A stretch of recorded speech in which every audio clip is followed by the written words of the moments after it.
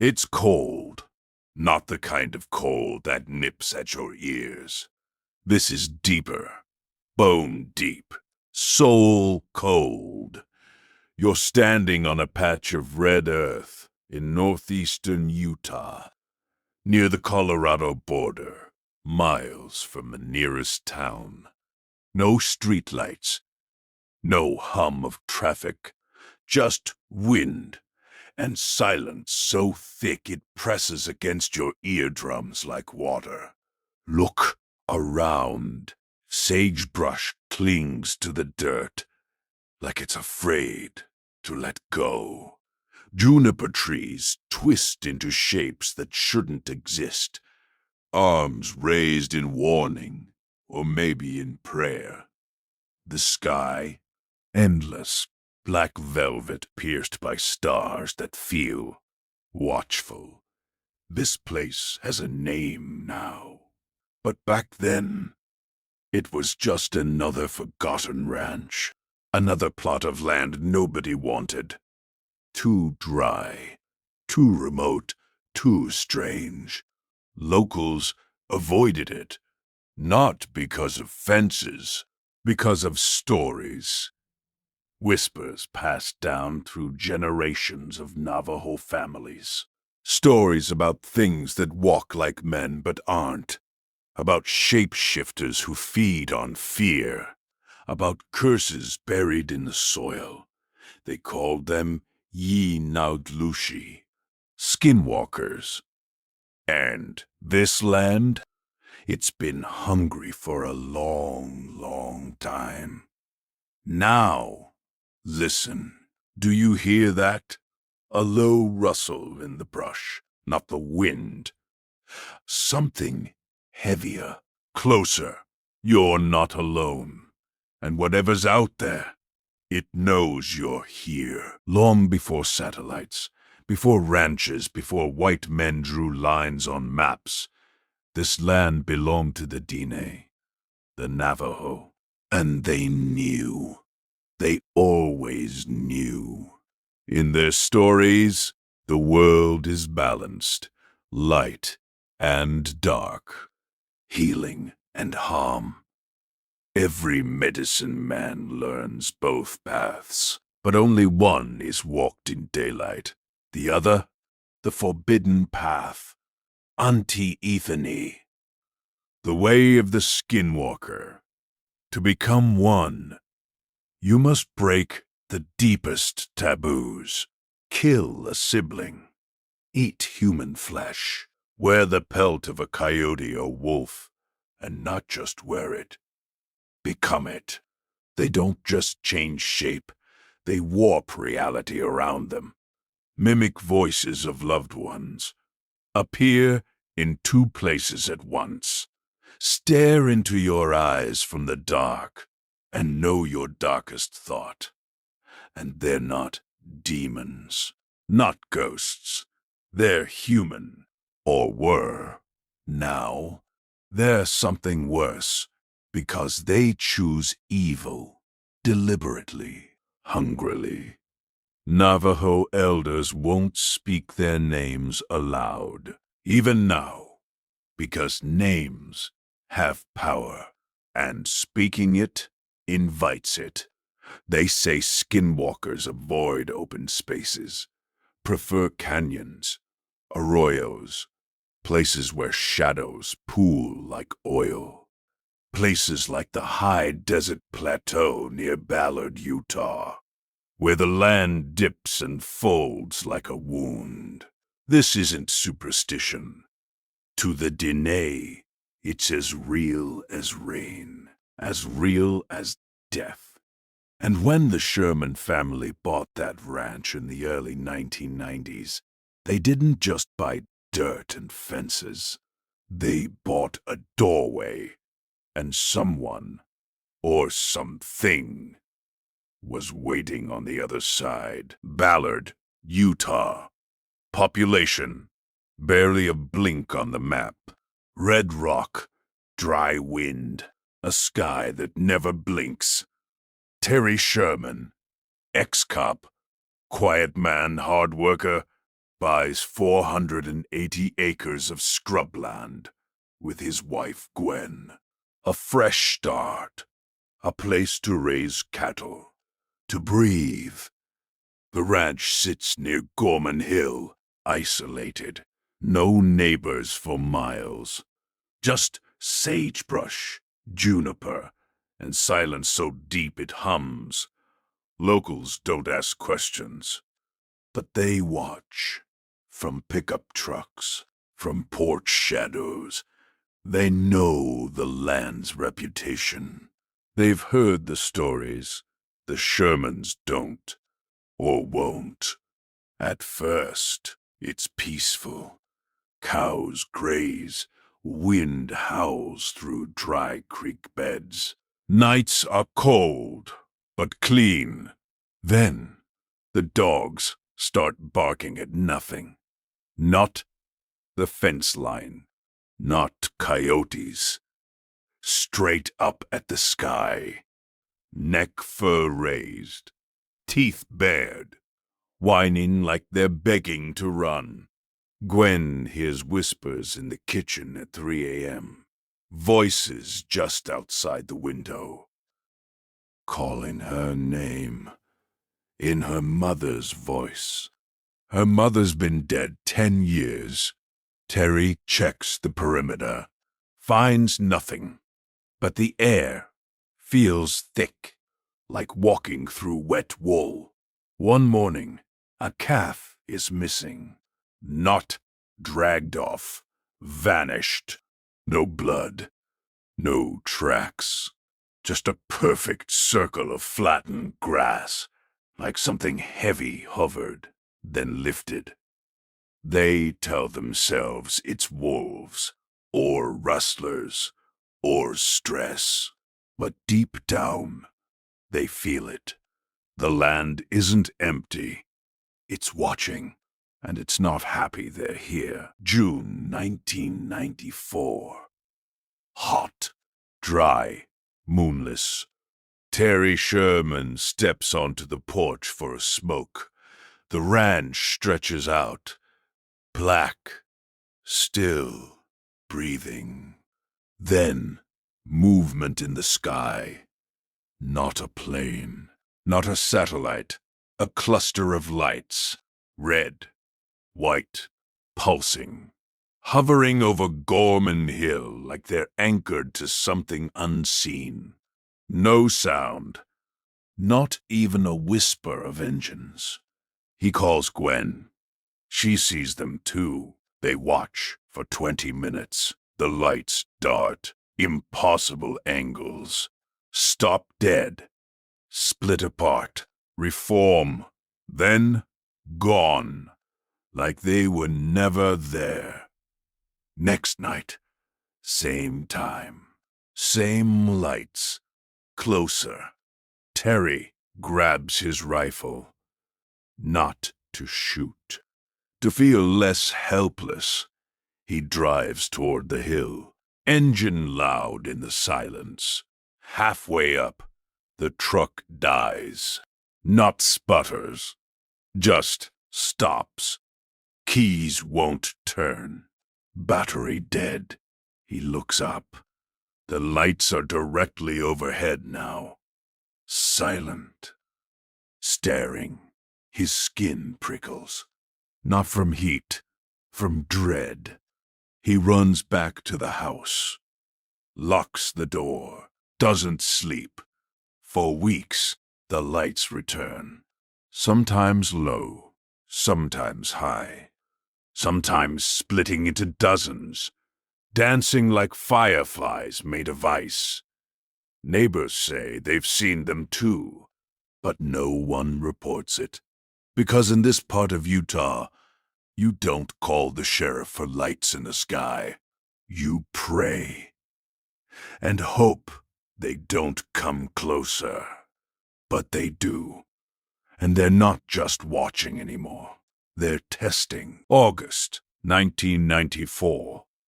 Midnight. Gwen Sherman wakes to a sound she's never heard before.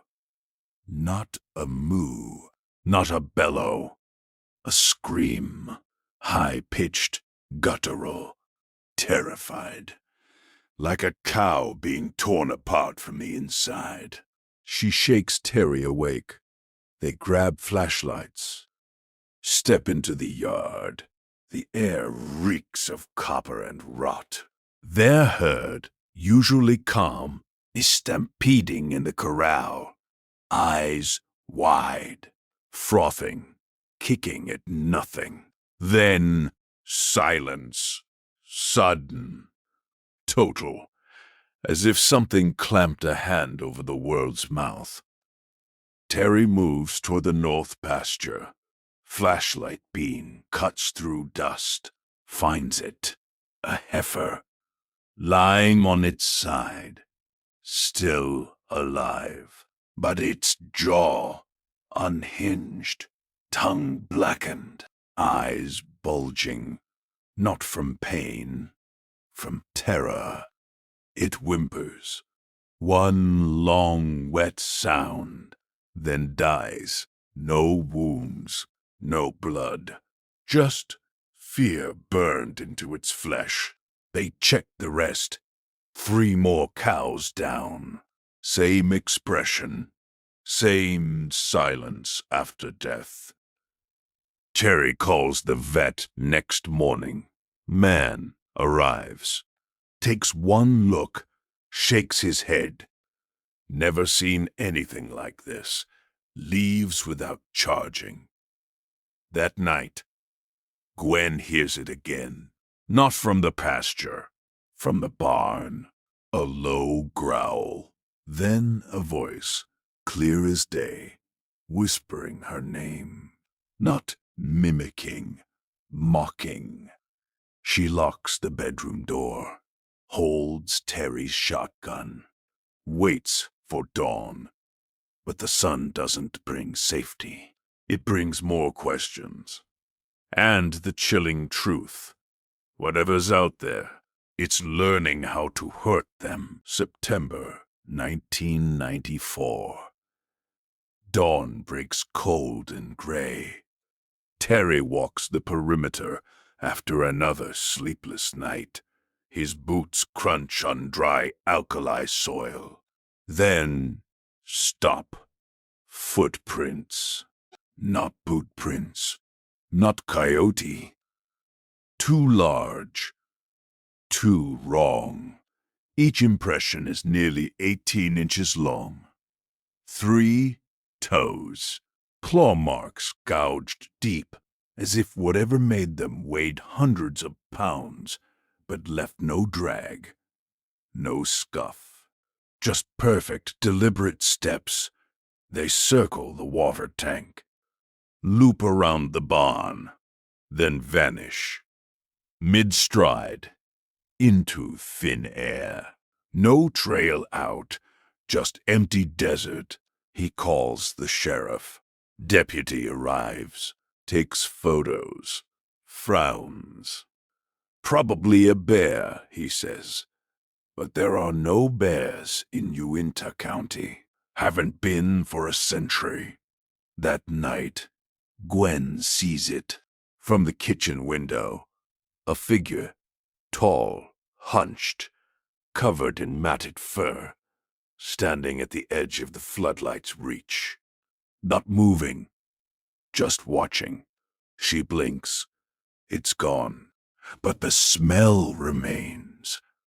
Wet dog. Rotting meat. Ozone. Next morning, more prints. Closer to the house. One pressed into the soft dirt beneath their bedroom window. Terry loads his .3006. Sleeps on the couch with it across his lap. He doesn't tell Gwen what he found near the corral gate. A tuft of coarse black hair, thick as rope, stuck to a barbed wire strand. And beneath it, a symbol scratched into the wood. Not Navajo, not English. Angular, sharp, like teeth. The wind picks up. Carries a low howl, not from the hills, from the ground itself. Something is walking this land, and it's no longer hiding its tracks. October 1994. Terry starts writing. Not for anyone else, for himself. To prove he's not losing his mind. The journal is cheap, spiral-bound, blue cover. But the words inside, heavy. October 3rd. Saw the eyes again. Not animal. Too high off the ground. Glowed yellow. Didn't blink. October 7th. Gwen won't go outside after dark. Says she hears breathing in the walls. I checked. Nothing. But I hear it too. October 12th. Found another calf. Jaw ripped open from the inside. No blood on the ground, like it was sucked dry before it hit the dirt. October 18th. Truck died again. Radio played static. Then a voice said, "Leave." Clear as day. Gwen heard it too. His handwriting changes. Starts neat, ends jagged, like his hand was shaking. One entry is just a single sentence, underlined 3 times. It knows my name. He tapes Polaroids to the pages. Blurry shapes in the dark. A shadow with too many limbs. A pair of eyes reflecting light that wasn't there. Gwen adds her own notes in red ink. Dreamt it was in the house. Standing over me. Smelled like burnt hair. Woke up screaming. Terry didn't hear me. The last entry is dated November 2nd, 1994. Just 2 words. We're trapped. The journal ends there. Not because things stopped, because they got worse. Much worse. And soon, strangers would arrive. Men with badges, cameras, and questions, saying they could help. But the Shermans already knew the truth. No one helps here. You either survive or become part of the land's hunger. Spring 1996. 2 years of hell. The Shermans are exhausted, sleeping with guns, windows boarded, cattle gone, hope thinner than desert air. Then, a knock. Not a neighbor, not the sheriff. Men in dark suits, calm eyes, no badges. They say they're from NIDS, the National Institute for Discovery Science, funded by billionaire Robert Bigelow. Mission: investigate the unexplained. Scientifically. Terry hesitates. Gwen pleads, "Let them come, please." So they do. Dr. Colm Kelleher arrives first. Irish accent, sharp mind, no patience for ghosts. He's a biologist, a skeptic, or he was. He walks the ranch, sees the claw marks on the barn door, hears the audio logs, voices whispering in dead languages, reads Sherman's journal. His face changes.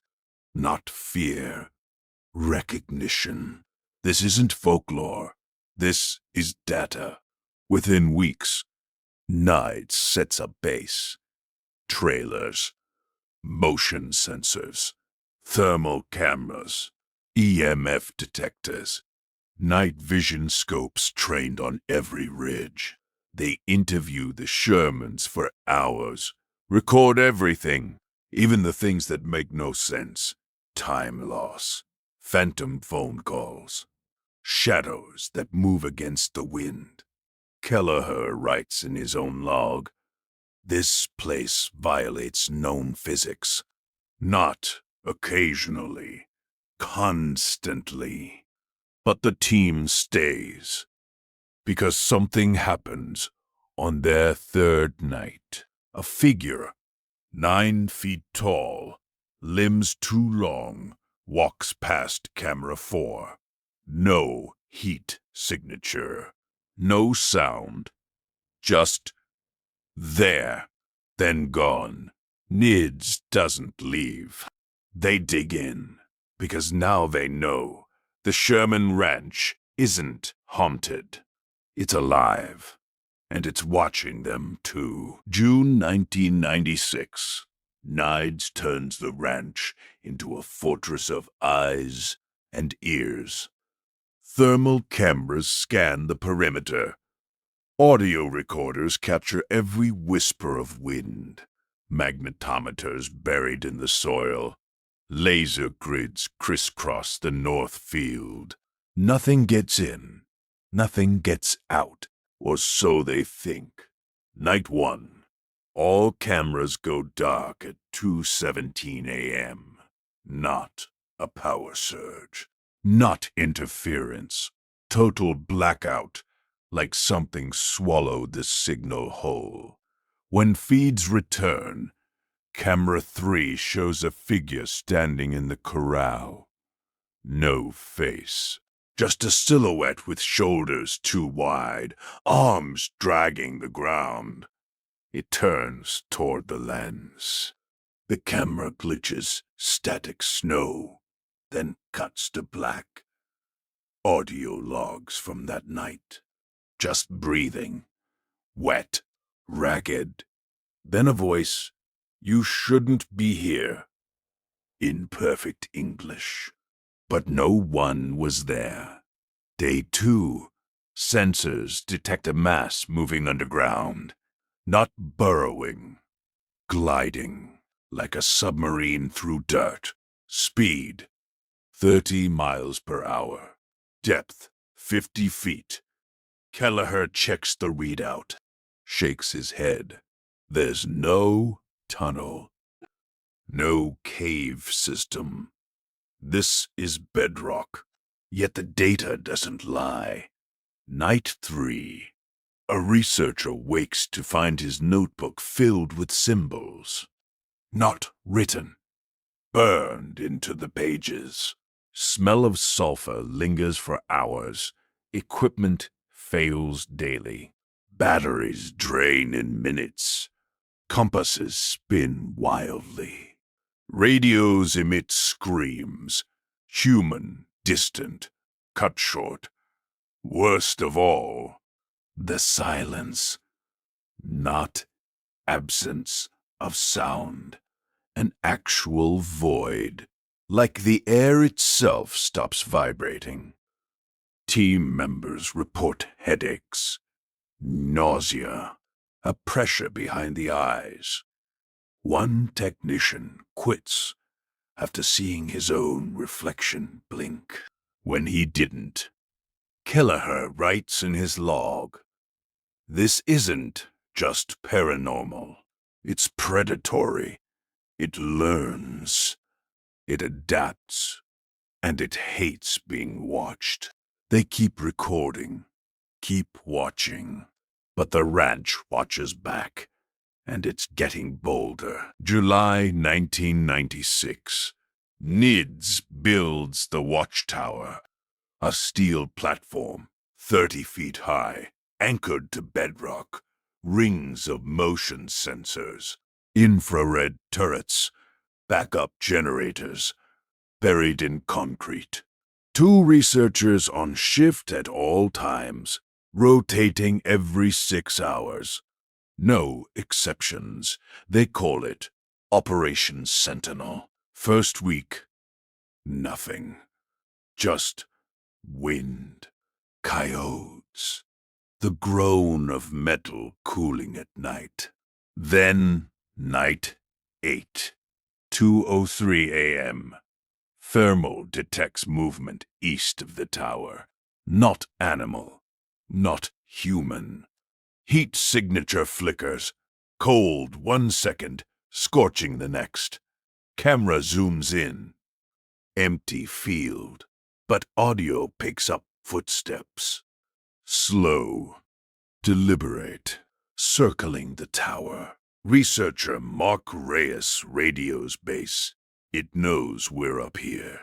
Suddenly, lights die. All of them. Even battery backups. Total darkness.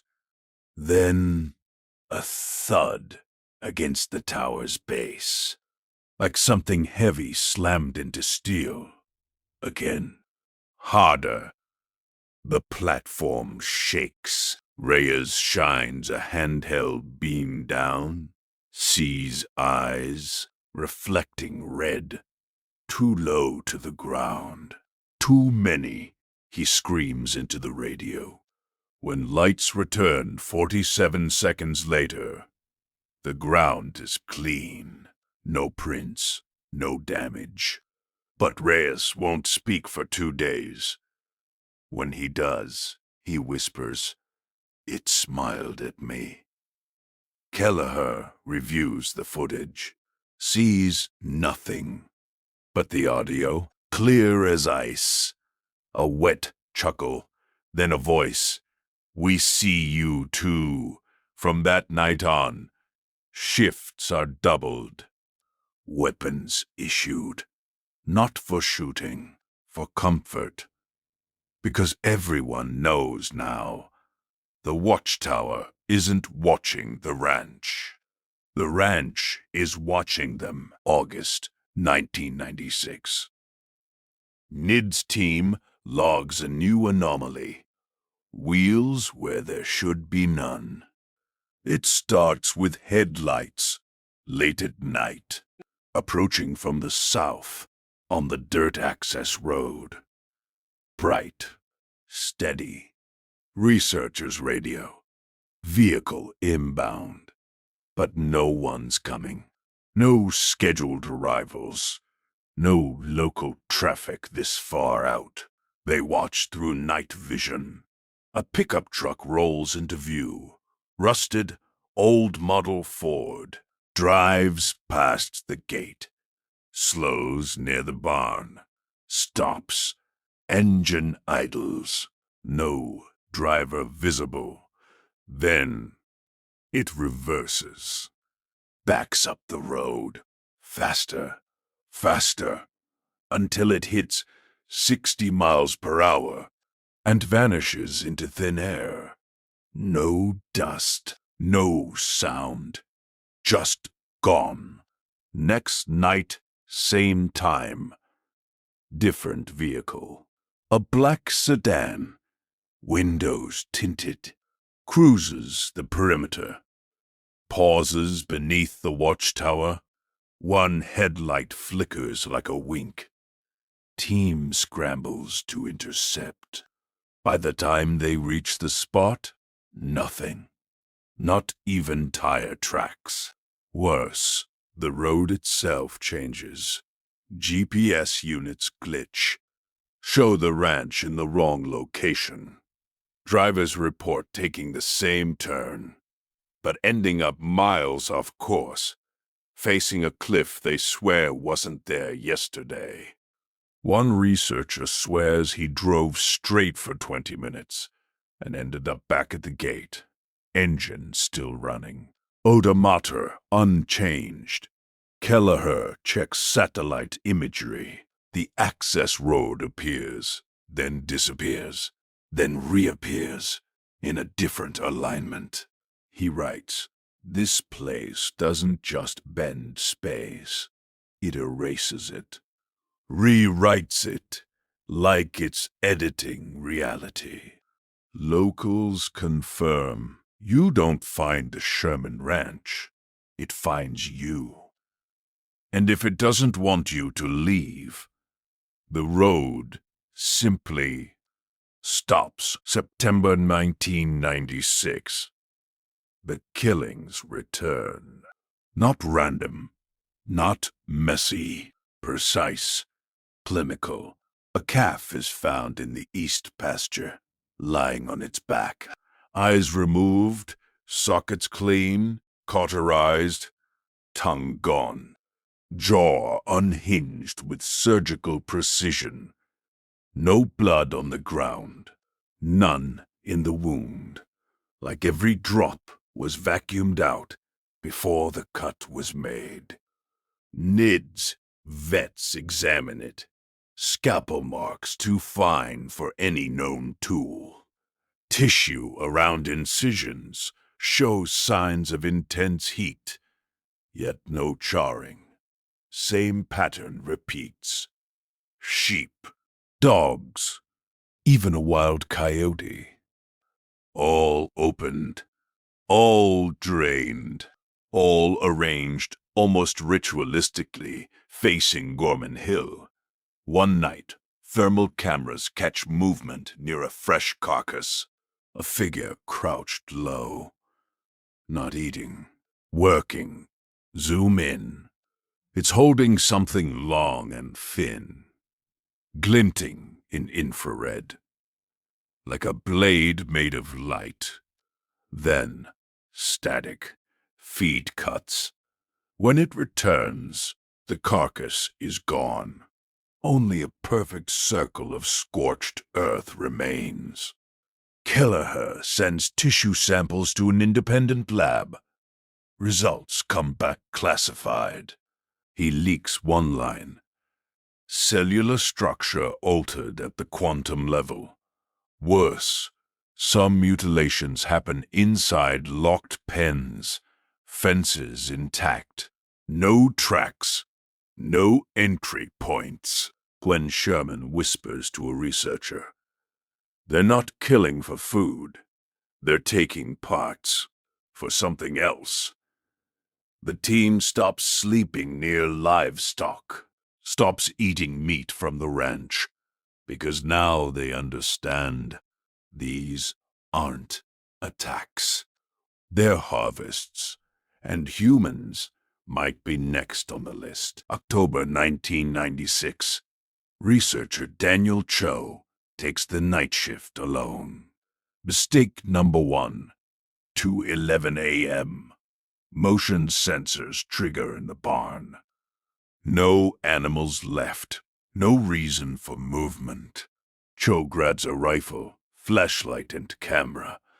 Steps into the cold. Wind still. Too still. He pushes open the barn door. Creaks like a dying breath. Inside darkness, thick as tar. Flashlight beam cuts through dust motes. Silence.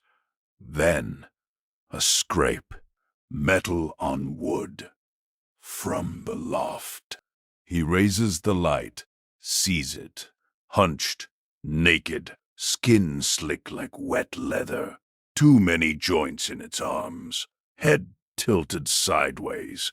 Jaw unhinged. Dripping black fluid. Eyes reflect red. Not from the beam. From within. It doesn't move. Just watches. Cho freezes, heart hammering against his ribs. Then it speaks. Voice layered, guttural, familiar.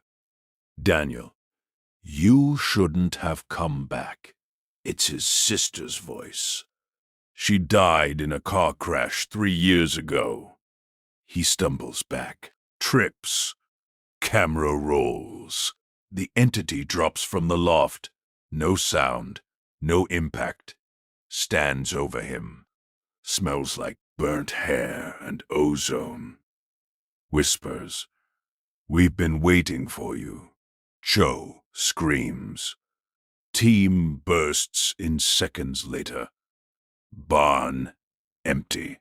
Cho curled in fetal position, sobbing. Camera footage. Static from the moment he entered. He quits that night. Leaves without packing. Later, in a motel 200 miles away. He calls Kelleher. It knew my name.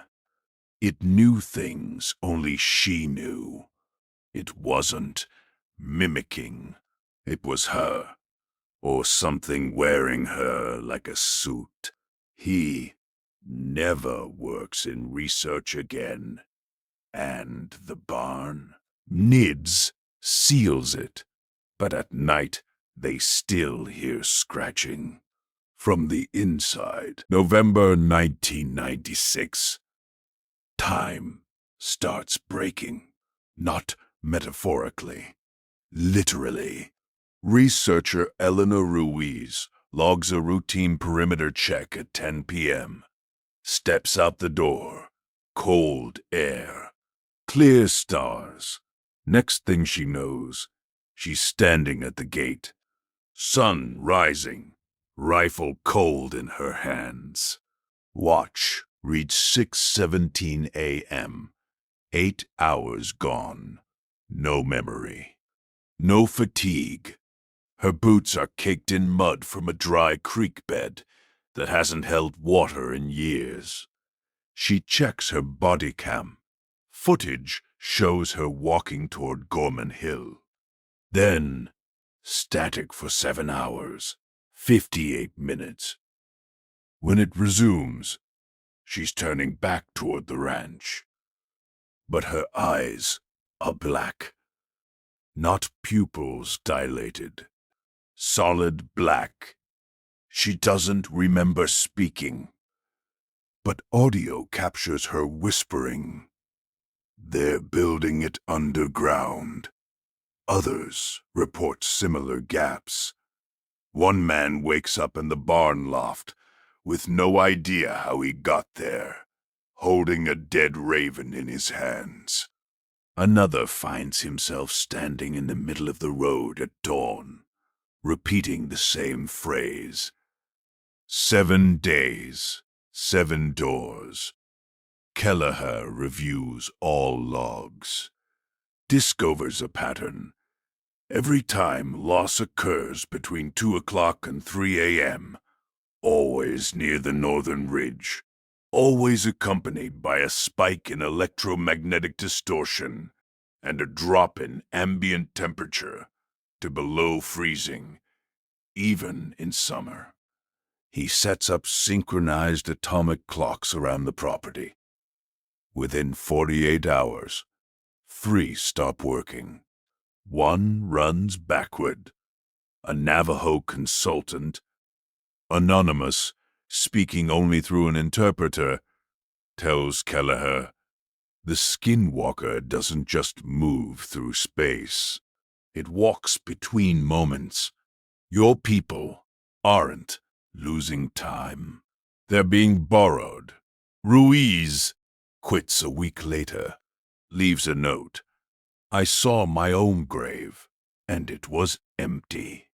The team stops working alone, stops checking the North Ridge after midnight, because now they know time isn't safe here either, and whatever's stealing hours might not give them back. December 1996. The lights return, not just over Gorman Hill, inside the ranch. NIDS captures it on multi-spectrum cameras. A disc-shaped object, 30 feet wide, matte black, hovers 20 feet above the corral. Number sound. No exhaust, pulsing with a faint violet aura. It stays for 17 minutes, then vanishes, not by flying away, by folding out of sight, like space itself closed around it. Same night, thermal detects a skinwalker figure standing beneath it, not attacking, not fleeing, watching, waiting. Kelleher cross-references decades of UFO reports in Uintah County, finds a chilling overlap. Every major skinwalker surge since the 1940s coincides with UFO activity. Same locations, same witnesses, same time windows. One retired Air Force officer, anonymous, voice distorted, tells NIDS, "We tracked craft like that in '78 near Dulce. Ground teams reported biological entities working with them. Called them the skin thieves. Even more disturbing, the mutilated animals often show trace isotopes found only in high-energy propulsion systems. And the surgical cuts match energy signatures from classified beam weapons." Kelleher writes, "This isn't two phenomena. It's one. The Skinwalker may be a biological agent, native or engineered, operating under non-human intelligence. But the Navajo elders say something older. The Star People came long ago. Some brought wisdom. Others brought hunger. The Yi-Nog Lushis serve the hungry ones. One night, a researcher sees a light descend behind the ridge. Minutes later, a skinwalker emerges, carrying something metallic, glowing faintly blue. It doesn't run. It walks calmly back toward the hills, like it was sent on an errand, and returned with what it was told to fetch. January 1997. Kelleher knows he needs answers the sensors can't give. He drives to a remote hogan near Montezuma Creek. No name, no address, just a dirt track and a warning carved into a cottonwood. Turn back.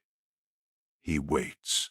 At dusk, an old man appears, face lined like canyon rock, eyes sharp as flint, speaks only in Navajo. His grandson translates, but only after Kelleher swears on his mother's life. What is said here dies here. The elder doesn't ask about lights or mutilations. He asks one question. Did it speak your name? Kelleher nods.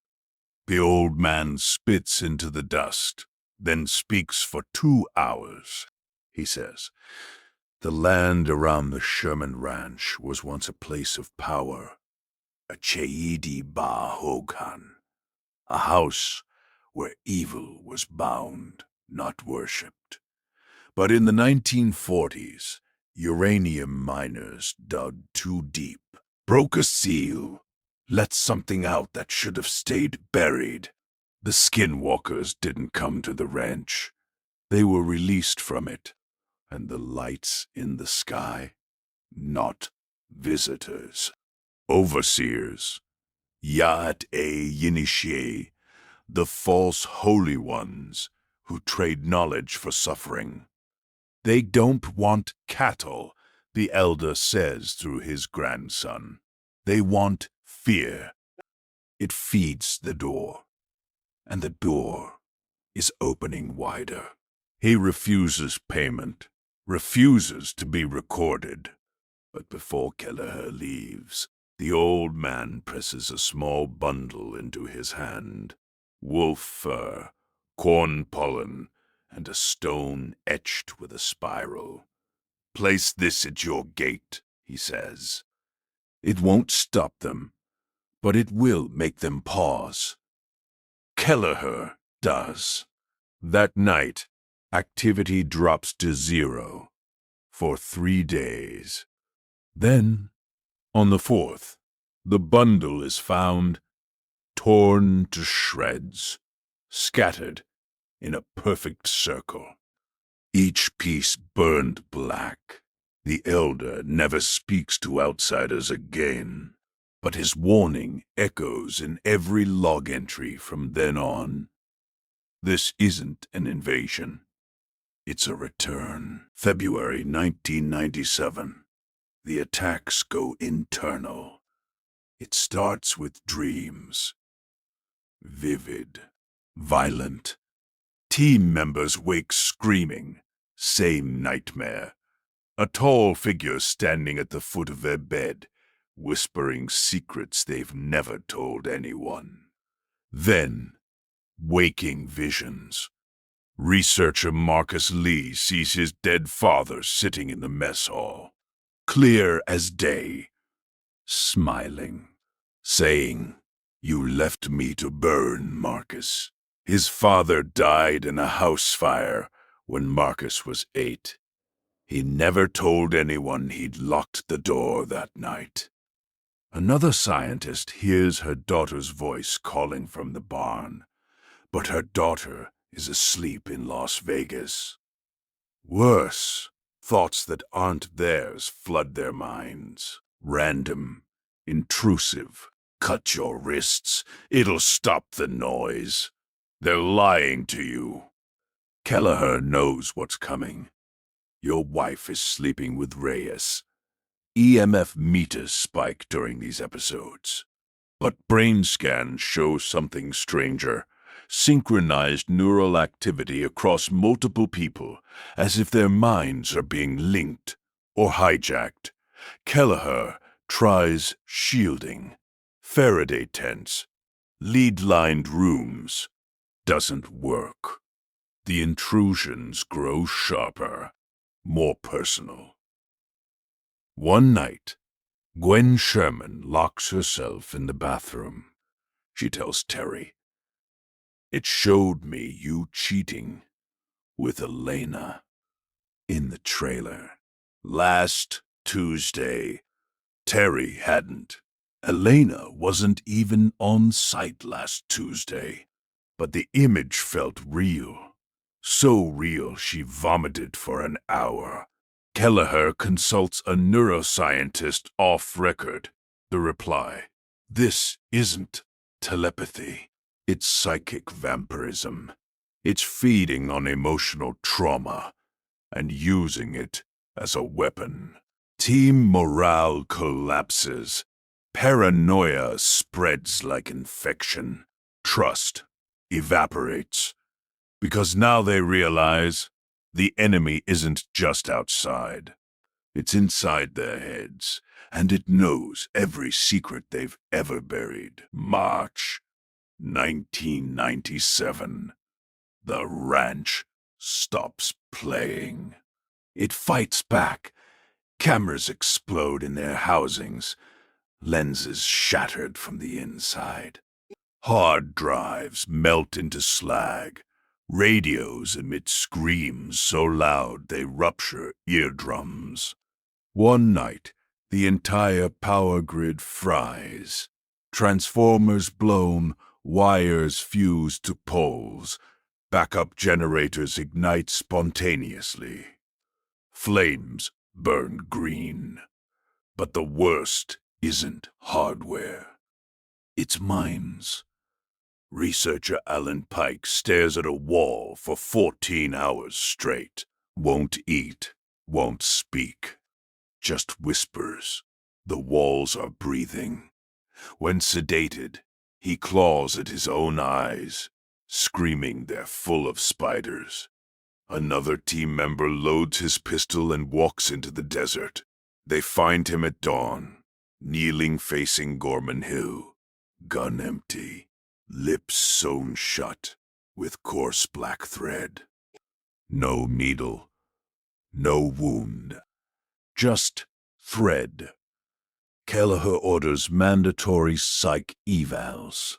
Half fail. 2 are flown out in straitjackets. Even the land turns hostile.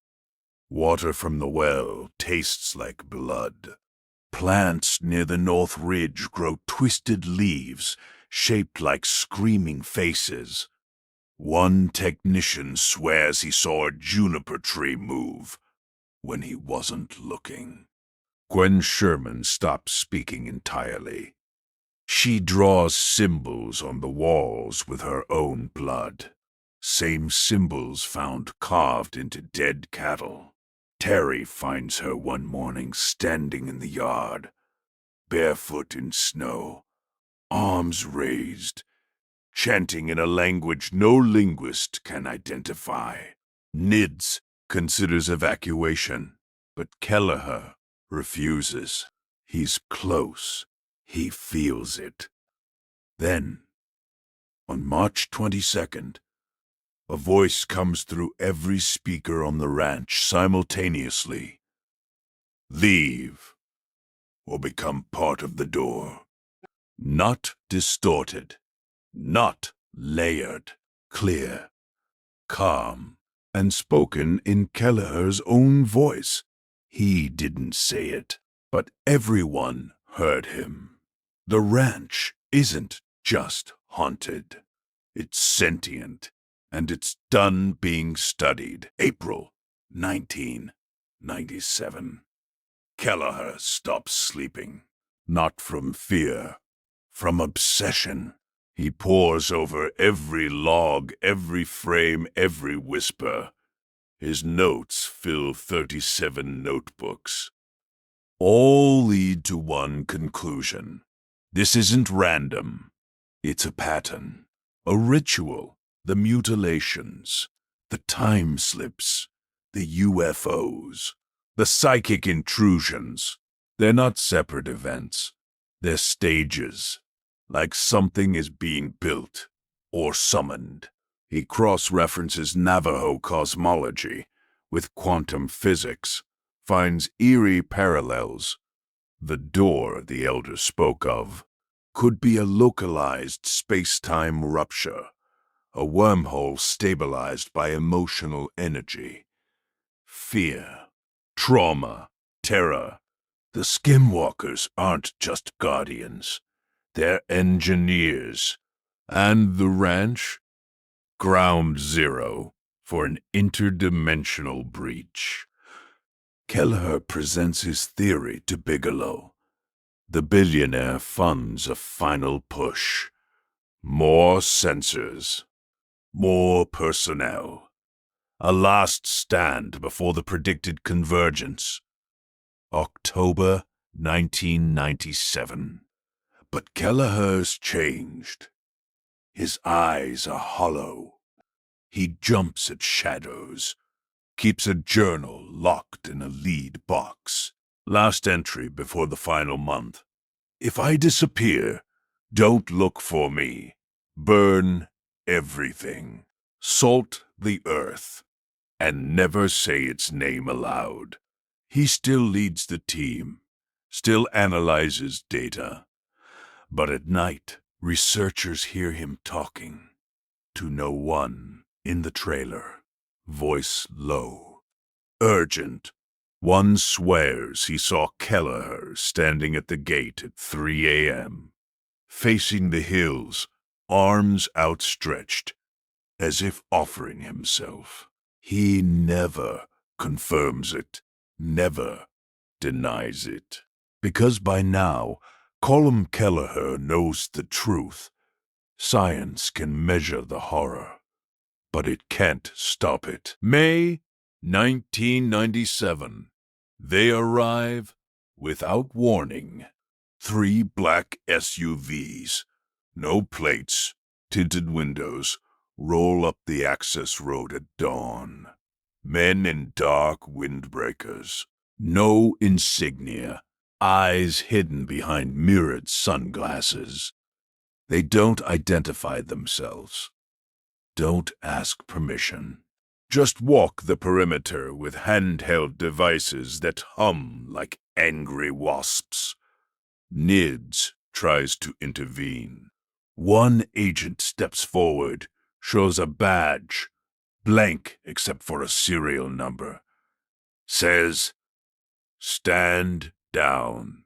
National security." They stay for 6 hours, take soil samples, photograph the scorched circles, scan the barn with equipment that shouldn't exist. Before leaving, one agent pulls Kelleher aside, voice low. You're playing with fire you can't put out. Shut it down, or we will. Then they vanish. But they keep coming, every few weeks, always at dawn, always watching. Kelleher digs through contacts, finds whispers of a classified program, ATIP's shadow cousin, tasked with anomalous biological threats. Codename: Stone Door. One retired DIA analyst, drunk on cheap whiskey, tells him they've known about skinwalkers since the Manhattan Project. Uranium mines opened old wounds. The government didn't cover it up.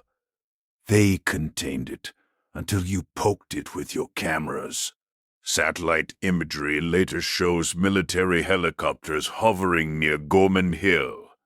Not landing, just circling, like wardens checking a cage. The message is clear. This isn't just NIDS's problem anymore. The government owns this nightmare, and they'd rather bury it and everyone who saw it than let it spread. October 31st, 1997. Halloween. But no tricks here. Only terror. The air is electric. Static lifts hair from skin. Animals silent. Even the wind holds its breath. Kelleher knows the convergence is tonight. NIDS deploys every sensor, every camera, every man. Weapons loaded, hearts pounding. 2 a.m. All power dies. Not just the ranch, county-wide blackout. Thermal shows 7 figures approaching from the North Ridge. Not walking, gliding. Too tall, too thin. They stop at the gate, where the elder's bundle once lay. One raises a hand. The gate tears itself from the hinges, metal screaming like a living thing. Cameras capture it all, until they don't. Feed after feed cuts to static. Audio fills with layered voices, screaming, laughing, chanting in that same guttural tongue. Then, light. Not from the sky. From the ground. A violet pulse erupts near the barn. Ripples outward. Time distorts. Researchers report seeing themselves running backward. Into the desert. Gwen Sherman steps outside. Barefoot, in a white dress.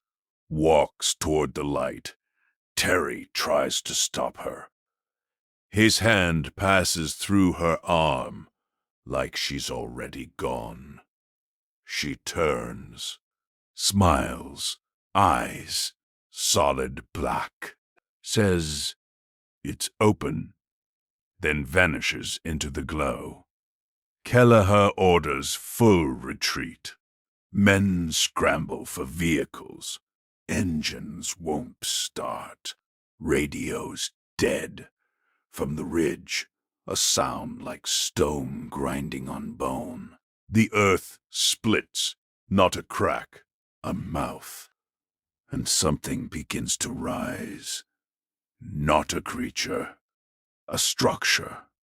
Black, twisting, made of shadow and teeth.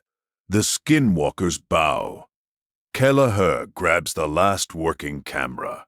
Records 12 seconds of the impossible. Then, white noise. When dawn breaks, the ranch is empty.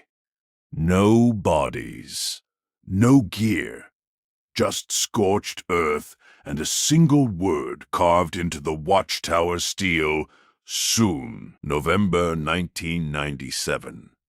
Silence.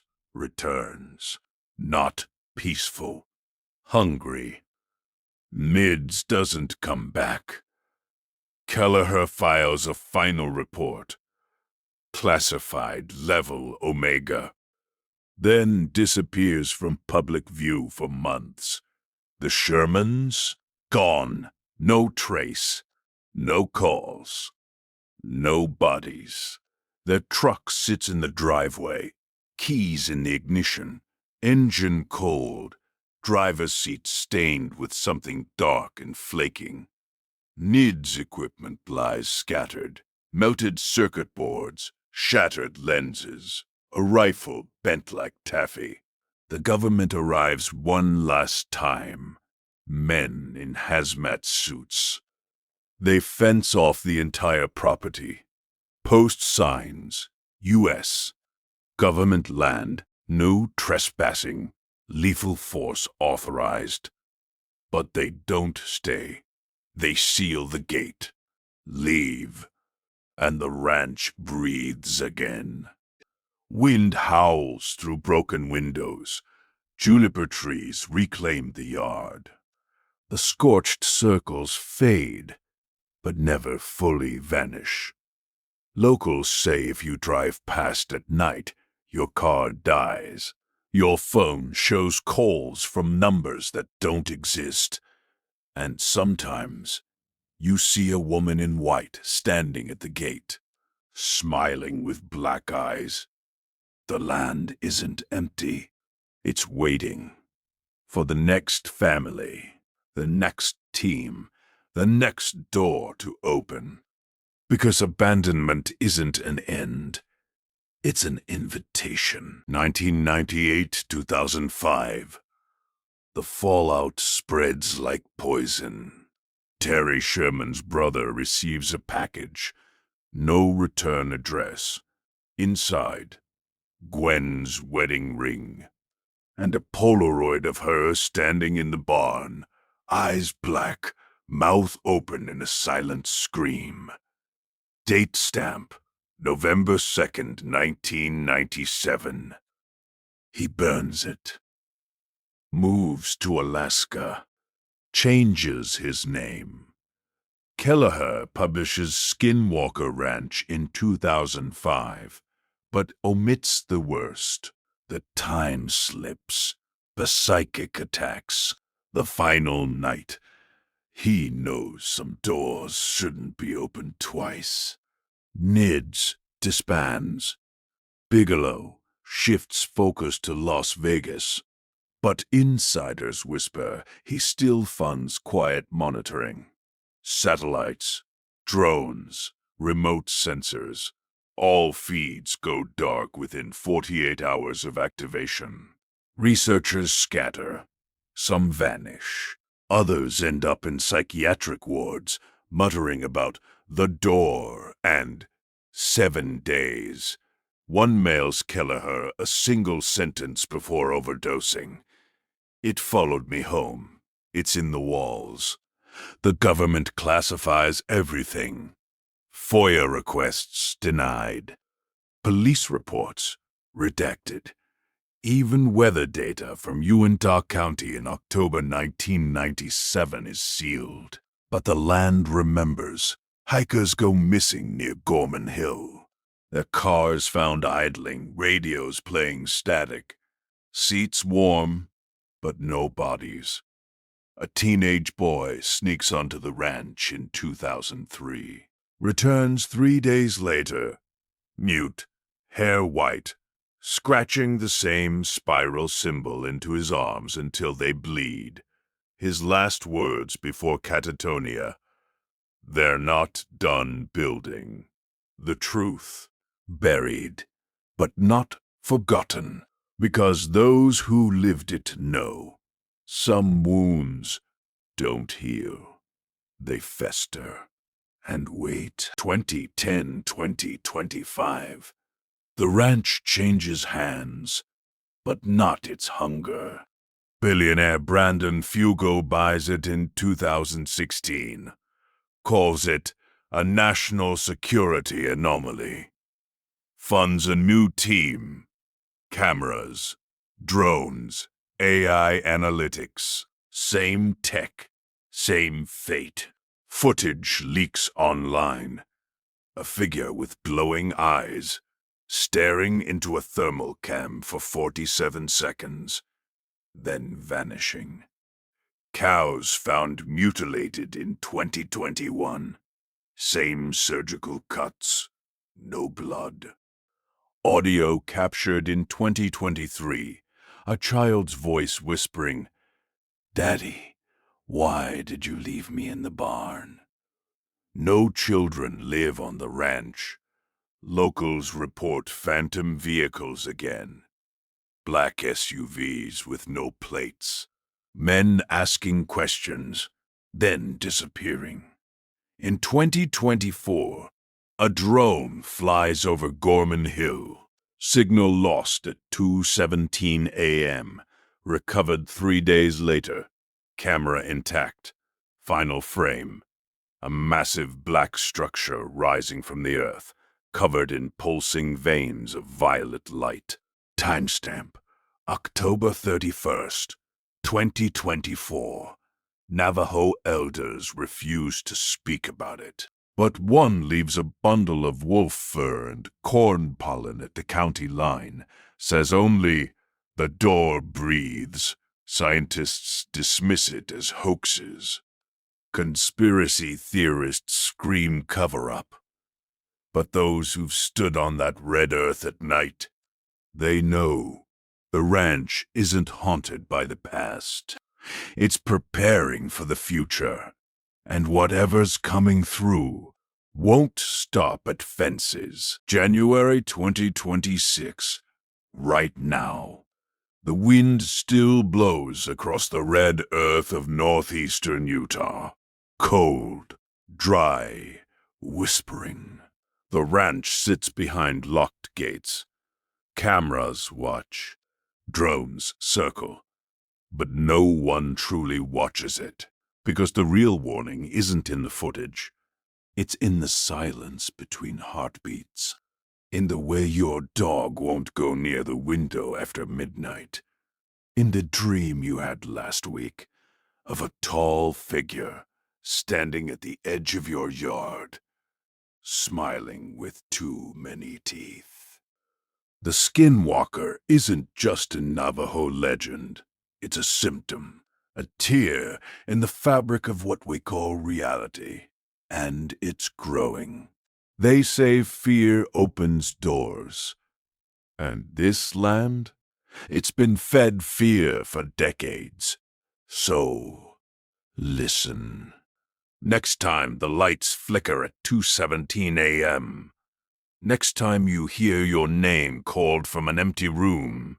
Next time your GPS says you're somewhere you know you're not. Don't investigate. Don't film it. Don't say its name. Run.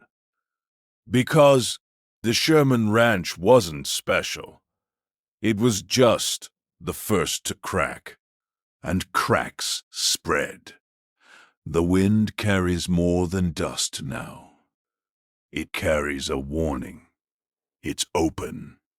And somewhere, deep beneath the red earth, something is walking toward us.